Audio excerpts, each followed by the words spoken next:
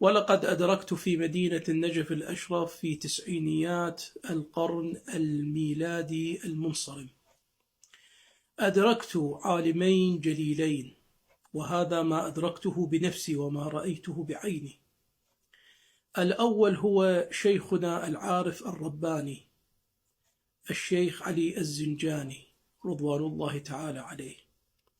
أدركته كان إذا رأى مفطرا في شهر رمضان، إذا رأى إنسانا يأكل، إنسانا يشرب في نهار شهر رمضان، كان يبكي ويقول: عجبت لهؤلاء كيف لا يعرفون حق الله سبحانه وتعالى في أن يعبد وفي أن يطاع. كان يبكي لجرأة هؤلاء على حق الله عز وجل، كما قال الباري سبحانه وتعالى: وما قدر الله حق قدره.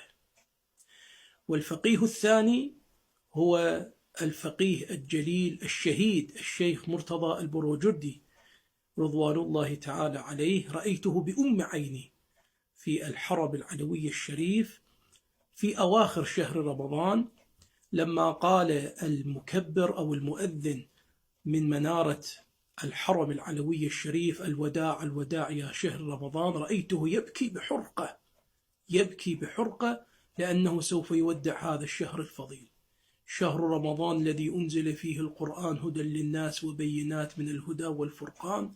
هذا الشهر العظيم الذي يعرف فضيلة هذا الشهر هم العلماء بالله عز وجل، الذين يوقرون الله عز وجل في هذا الشهر، والذين يحافظون على حدود الله عز وجل في هذا الشهر.